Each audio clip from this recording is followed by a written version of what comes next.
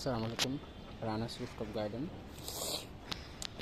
এর আগেও একবার এই গাছটা আপনাদেরকে দেখেছিলাম, যে থাই আমরা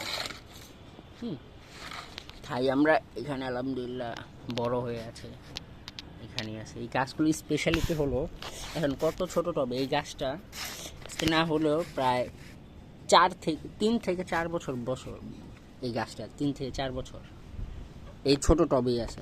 একদম ছোট থেকে নিয়ে বড় জীবন পুরোটাই এই ছোট টবে।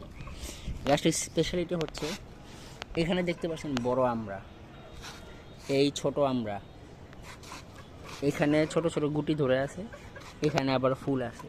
গাছটির স্পেশালিটি এখানে আছে গুটি, এখানে আবার ছোট আমরা, এখানে ছোট আমরা। মানে আপনি গাছের চারোদিকে চোখ ফিরালে চারোদিকে আপনি আমরা পাবেন। এখানে একটা বড় একটা আমরা, যে দিক দিয়ে দেখবেন।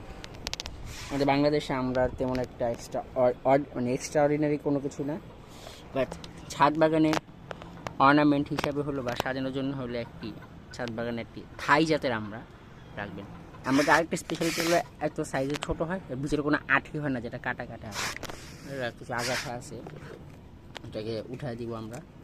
হ্যাঁ, আপনারা চেষ্টা করবেন যে আগাছা সবসময় পরিষ্কার রাখার।